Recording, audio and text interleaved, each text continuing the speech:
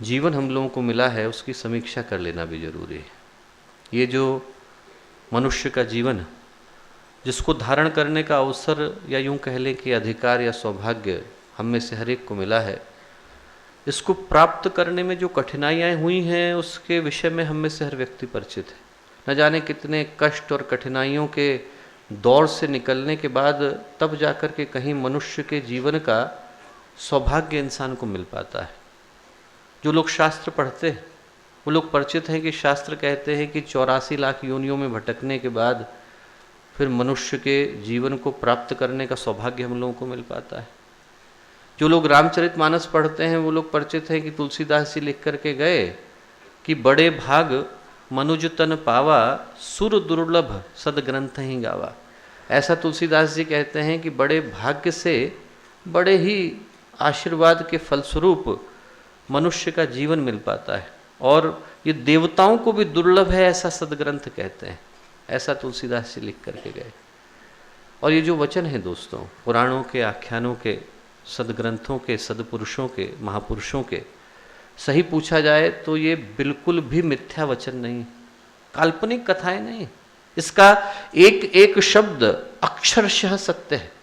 हम लोग रत्ती रत्ती अपने आप से लड़ते हैं, इंच इंच सरकते हैं, और तब जाकर के कहीं मनुष्य के जीवन का सौभाग्य मिल पाता है। इवोल्यूशन हुआ कि नहीं मैं नहीं जानता, ये भी नहीं कह सकता कि अन्य योनियों में हम भटकते हैं कि नहीं भटकते, पर इतना सत्य है कि जब हम अपने अंदर के पशु के साथ, अपने अंदर के जानवर के साथ इंच इंच युद्ध करते हैं, तब जाकर के इंसानियत इंसान को नसीब हो पाती है, और बड़ी मुश्किल से आदमी को ये सौभाग्य मिल पाता है। और जब हजारों वर्षों की प्रतीक्षा के बाद मनुष्य का जीवन मिलता है तो ये देख करके कभी कभी दुख होता है, पीड़ा होती है, पश्चाताप होता है, आश्चर्य भी होता है कि जो मनुष्य का जीवन इतने संघर्षों के बाद मिला था, इतने कष्टों से गुजरने के बाद मिला था, उसको आदमी किस बेदर्दी के साथ, किस बेतरतबी के साथ और किस अव्यवस्था के साथ गुजार देता है। और गंवाते समय में भूल जाता है कि यदि अब के चूके तो ये चाक फिर से घूमेगा, फिर से वो लाखों योनियों की यात्रा शुरू होगी, फिर से कीट पतंगा, मक्खी मच्छर, गाय घोड़ा, कुत्ता बिल्ली बनने की यात्रा शुरू होगी। आदमी भूल जाता है कि मनुष्य का जीवन न जाने कितने वर्षों की प्रतीक्षा के बाद मिला है, न जाने फिर से कब वो घड़ी आएगी जब हम इसी तरह से साधना के इस क्रम में बैठकर अपने जीवन की संभावनाओं को तलाशने का सौभाग्य पा रहे होंगे। न जाने कब वो घड़ी आएगी जब आदमी जाग सकेगा, न जाने फिर कब वो घड़ी आएगी जब व्यक्ति के अंदर चैतन्यता का प्रकाश अवतरित हो सकेगा। यदि जागना है तो आज ही जागना होगा, इसी क्षण जागना होगा, क्योंकि कल कभी आता नहीं दोस्तों, और आज कभी जाता नहीं। तो जो कल कभी आने वाला नहीं है उसके लिए आज जो मिला है उसको गंवाने की मूर्खता करना बुद्धिमानी नहीं कही जा सकती।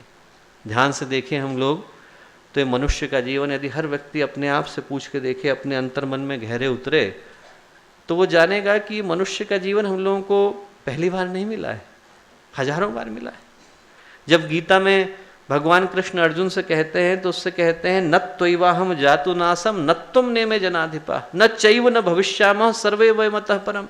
वो कहते हैं जो राजा सामने दिखाई पड़ रहे हैं ना अर्जुन, ये पहले भी थे, 1000 बार इनको देख चुका हूँ, 1000 बार तुझको देख चुका हूँ, 1000 बार मुझको देख चुका हूँ, 1000 बार मैं आया हूँ, 1000 बार ये राजा आए, 1000 बार तू आने वाला है।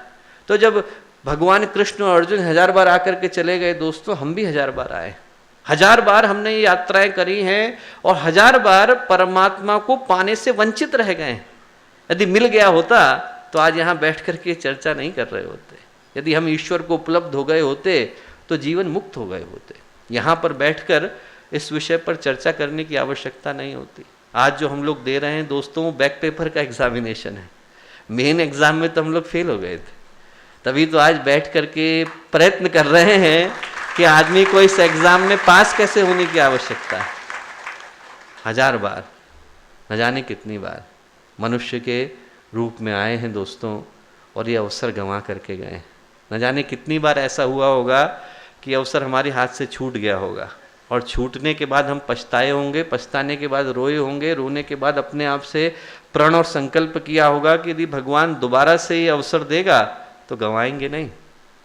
और जिस तरह से इंसान गंवा देता है दोस्तों, इस हीरे के रूप में मिले जीवन को कंकड़ की तरह उठा करके फेंक देता है, उसे देख करके दुख होता है। लोग लंबी लंबी यात्राएं कर जाते हैं तब भी बोध नहीं हो पाता। हमारे YouTube चैनल को सब्सक्राइब करें और बेल आइकन को दबाएं ताकि आपको नोटिफिकेशंस मिलते रहें।